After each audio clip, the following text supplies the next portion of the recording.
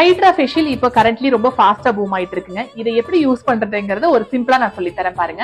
இது வந்துட்டு பாத்தீங்கன்னா நம்மளோட ஹைட்ரா ஃபேஷியல்ஸ்ல மெயின் இது வந்து அப்ரஷன் பண்ணும். நம்மளோட ஸ்கின்ல இருக்கிற டெட் செல்ஸ் எல்லாம் சக் பண்ணி எடுத்து இதுல இருக்கிற சொல்யூஷன்ஸை வந்துட்டு நம்ம ஸ்கின்ல வந்து பெனட்ரேட் பண்ணும்போது நம்மளோட ஸ்கின் பிரைட்டனாகவும் ஹைட்ரேட்டிங்காகவும் இருக்கும். நெக்ஸ்ட் ஒன் வந்து அல்ட்ராசவுண்ட். அல்ட்ராசவுண்ட் வந்துட்டு நம்ம என்ன ப்ராடக்ட் நம்ம யூஸ் பண்றோமோ அந்த ப்ராடக்ட்டை வந்துட்டு ஸ்கின்ல உள்ள கொண்டு போயிட்டு நம்மளோட ரிங்கிள்ஸை வந்து வராம பாதுகாத்துட்டும் உங்களோட ஸ்கின்னை ஸ்மூத்தனாகவும் கொண்டு வந்து கொடுக்கும்.